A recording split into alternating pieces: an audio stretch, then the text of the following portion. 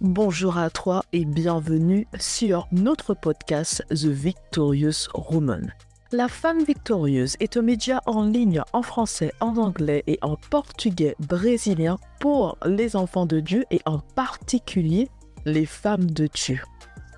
N'hésite pas à visiter notre site lafemmevictorieuse.com pour accéder à nos prières et au blog pour les femmes de Dieu.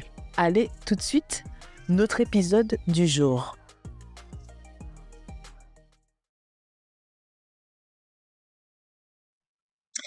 Bienvenue à toi, chère merveilleuse créature que tu es, homme, femme, enfant. Nous sommes sur le podcast de la femme victorieuse. Donc je me présente, je suis Sarah, une des présentatrices de la chaîne. Et c'est pour moi en fait un honneur. Je suis vraiment ravie de faire ce podcast. J'espère que tu es bien installée et qu'on pourra passer un bon moment. Et je le crois. Alors, ce que le Seigneur a mis sur mon cœur pour ce podcast, c'est, on va partir en fait déjà de femmes de la parole de Dieu, de la Bible, qui sont très inspirantes, mais qu'on n'entend pas forcément souvent. On entend peut-être Esther, on entend d'autres femmes comme Marie, mais à mon sens, hein, peut-être que c'est moi, mais je n'entends pas forcément souvent parler de ces femmes. Et c'est Déborah, la prophétesse et la juge Déborah, et Yaël. Ça se trouve dans le livre de Juges, chapitre 4 et le chapitre 5. Le chapitre 4, du coup, c'est vraiment l'histoire. Moi, je t'invite à, à courir, prendre ta Bible pour pouvoir lire cette histoire. Parce que du coup, je ne vais pas la lire. Elle est pas longue, mais je ne vais pas la lire parce que pour moi, c'est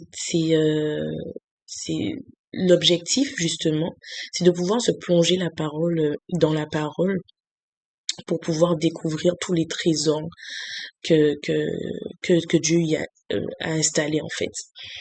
Et donc, pour moi, ce sont des femmes très, très inspirantes, parce que, dans un premier temps, Déborah reçoit la visite de Barak. Là encore, vous allez voir par vous-même qui est Barak. Et, du coup, c'est un petit teaser. Elle part à la bataille avec, bien évidemment, sous les ordres de l'Éternel. Et on voit bien là que c'est la première femme, juge et prophétesse, qui s'engage dans une bataille pour Israël.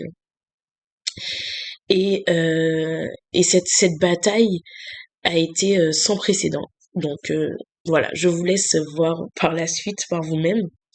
Et Yaël, qu'est-ce qu'elle vient faire là? Yaël, ben, elle participe à cette bataille, euh, alors qu'elles ne font pas partie de la même du même peuple. Pour moi, ce que ça m'inspire grandement, c'est le fait que si une femme en tant que telle, une femme de manière générale, a des combats bien spécifiques à mener. Et depuis le commencement de ma marche avec Dieu, je découvre d'autres types de combats. Sauf que la façon dont je les vis et la façon dont le Saint-Esprit me donne un regard sur ces combats-là, ça n'a rien à voir, selon moi, avec la façon dont les combats sont vécus par des femmes dans le monde. Et je m'explique. En fait, si tu es justement sur la chaîne de la femme victorieuse, qui dit victoire, dit combat, dit c'est la guerre. Et nous avons différentes guerres à mener. Nous avons différents combats à mener. Excuse-moi. Déjà, il y a le combat des pensées, et ça fera l'objet un autre thème par la suite que tu verras. Mais il y a les combats de physique, il y a, il y a tellement de combats. On pourrait se dire malheureusement. Sauf que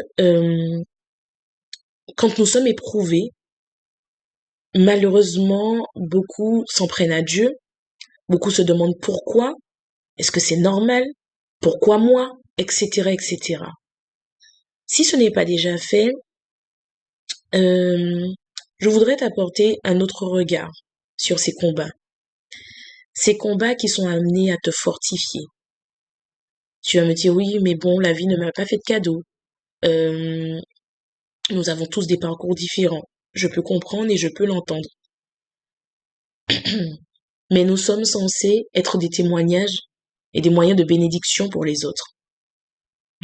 Et pour être des bénédictions pour les autres, qu'est-ce qu'on raconte aux autres si on n'est passé par rien? Alors pour certaines personnes, et ça se comprend, vous me direz, mais moi ça fait beaucoup quand même.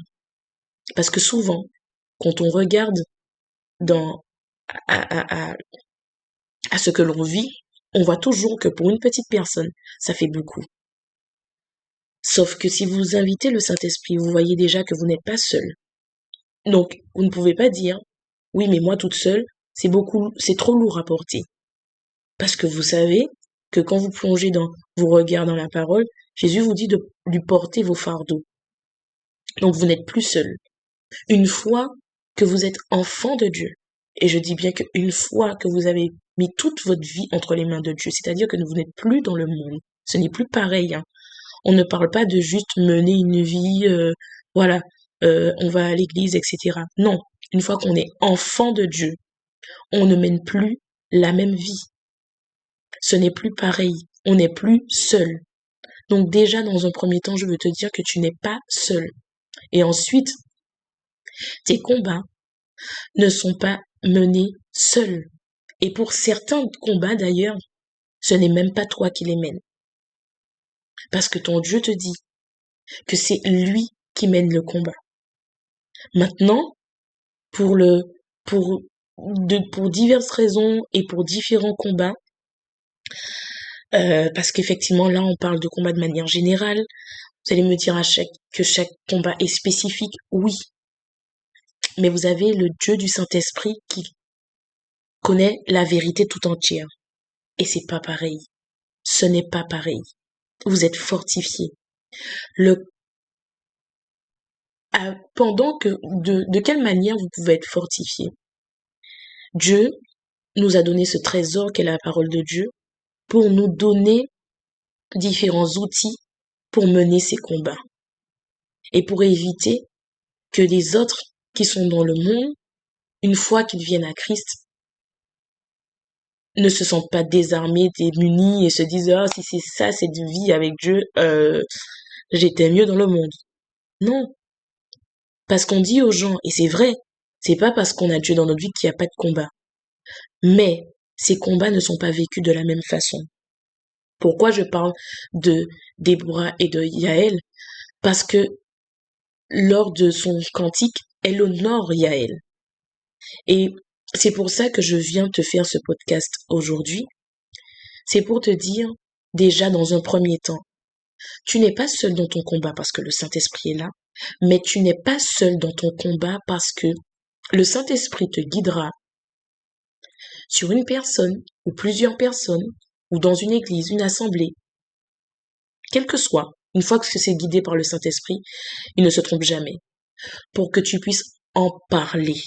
Parce que la première tactique de l'ennemi, ça va être t'isoler et te brouiller dans tes pensées. Et en parler affaiblit les tactiques de l'ennemi. Tu peux me dire oui, mais écoute, c'est bien beau, mais moi j'ai essayé, je me suis sentie jugée.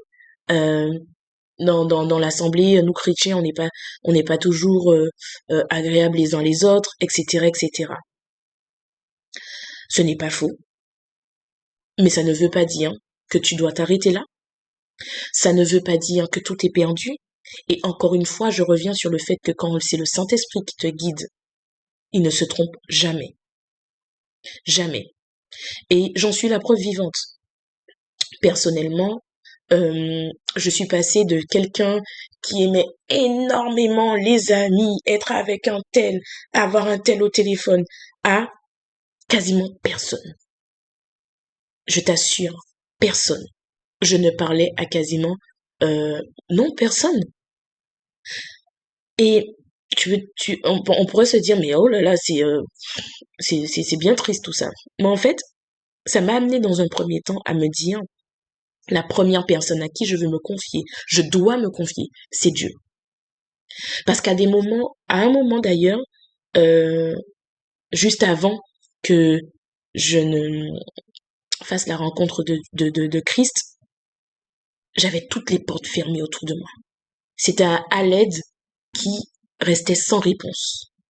Pas parce que les gens sont méchants ou autre. Je pense, avec le recul, que c'était voulu par Dieu pour lui dire, eh oh, la première personne qui est là pour toi et qui t'aimera comme jamais, c'est moi l'Éternel des armées. Et une fois que j'ai donné ma vie, que j'ai tout remis entre les mains de Dieu, de Christ, les combats n'ont pas disparu. Les questionnements, les pourquoi, les batailles, ça n'a pas disparu. Mais c'est un processus avec Dieu. C'est un processus.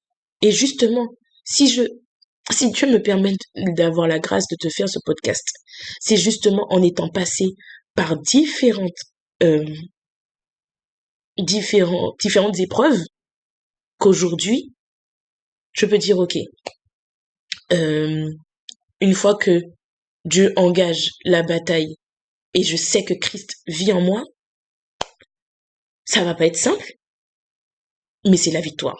C'est déjà la victoire. Je voudrais essayer de te proposer différents outils de différents outils pour mener le combat dans la victoire. Pas pour avoir la victoire, mais dans la victoire, parce que tu ne vis pas le combat pareil. Bien évidemment, l'outil numéro 1, c'est la prière. Le cœur à cœur avec Dieu, pas la prière vaine où tu parles, parce que la prière, effectivement, tu te confies à Dieu, mais la prière, tu écoutes ce que Dieu a à te dire, parce qu'il a à te dire beaucoup de secrets, beaucoup de vérités, des instructions. La prière. Une autre arme massive, c'est la louange.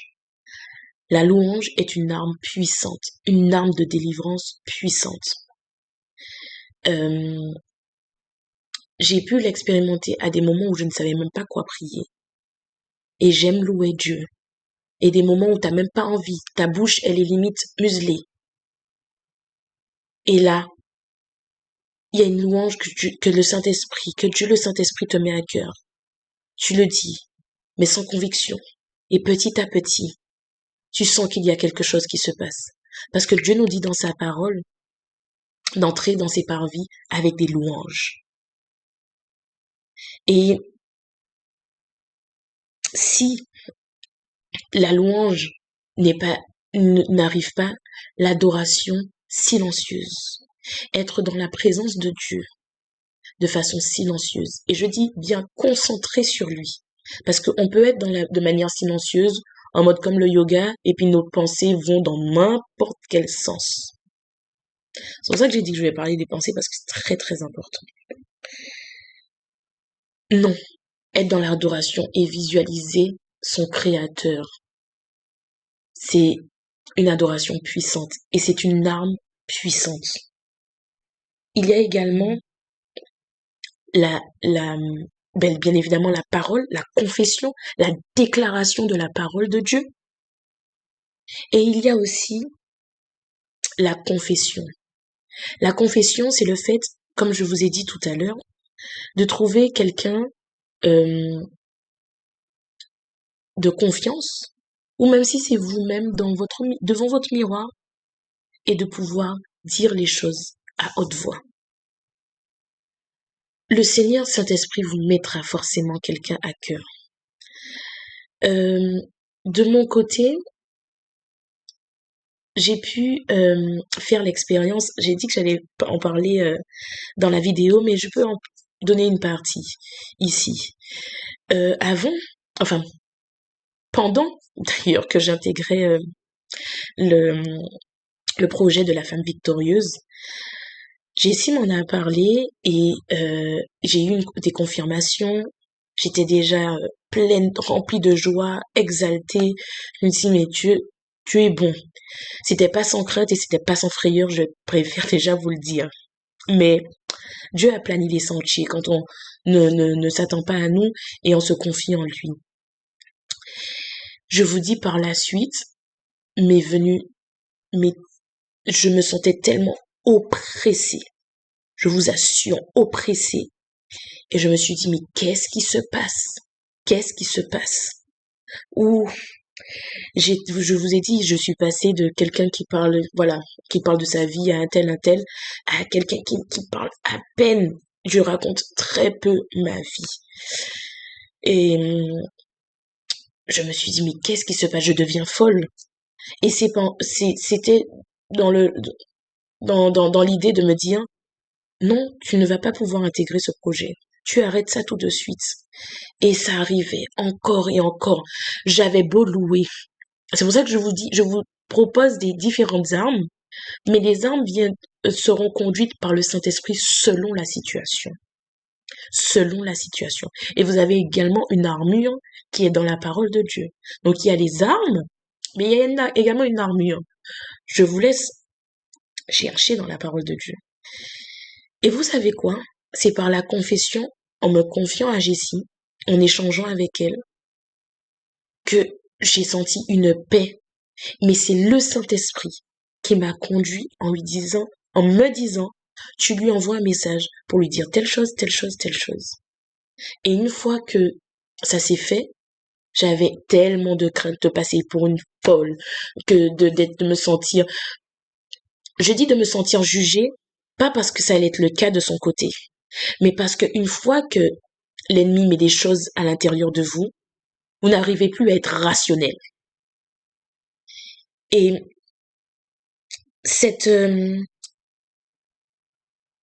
j'ai pu faire l'expérience de la solidarité féminine. Et Jésus dit, c'est à ça qu'on reconnaîtra mes disciples, l'amour que vous avez les uns pour les autres. On a discuté, j'ai ressenti une compassion, et franchement, je me dis, une fois qu'on le vit, quand on le ressent, je l'ai pas senti qu'une fois dans ma vie, mais je veux dire que comme c'est vécu de cette façon, on se doit de le faire vivre à d'autres personnes. On se doit d'être des bénédictions de cette façon avec d'autres femmes qui nous entourent. Alors ce podcast était essentiellement pour vous faire part de la solidarité, de l'amour, de la compassion que l'on devrait avoir entre femmes. Même s'il y a énormément de choses à gérer et à régler au sein de l'Église. Mais une fois qu'on vit des bénédictions avec Dieu à travers d'autres femmes, on n'a pas à regarder sur ce qui ne se fait pas correctement dans l'Église. Oui, on peut le dénoncer une fois, mais une fois que nous-mêmes, on est un canal de bénédiction. Soyons des bénédictions au féminin pour les autres, pour montrer aux femmes du monde comment on devrait vivre ce fameux féminisme pour moi, qui a très peu de sens dans le monde, qui devrait être dans l'Église par l'amour, la compassion et la solidarité que nous avons les unes pour les autres. Parce que je suis convaincue que c'est avec cet amour au féminin, cette solidarité féminine, que nous pourrons être des puissantes armées remplies de Déborah et de Yaël pour la victoire sur le royaume des ténèbres. Donc moi, je vous souhaite plein de grâce, de faveur dans vos vies et énormément, je vous dis, un océan d'amour au féminin pour être transporté et pour transporter vos mères, vos sœurs, vos cousines, vos tantes et toutes les femmes qui se retrouvent encore trop seules dans leur coin pour pouvoir être la lumière du monde. Soyez puissamment bénis et votre réalité n'est pas forcément la vérité. mais votre vérité doit devenir votre réalité. La mienne, c'est Jésus. Soyez bénis. Pour aller plus loin, tu peux t'inscrire à nos sessions de formation L'identité et la puissance de la femme selon Dieu ou encore nos séminaires sur la confiance en soi et sur la peur. Pour t'inscrire, tu as juste qu'à cliquer sur un des liens qui se trouve dans le descriptif. Merci d'être resté avec nous jusqu'à la fin et à très bientôt!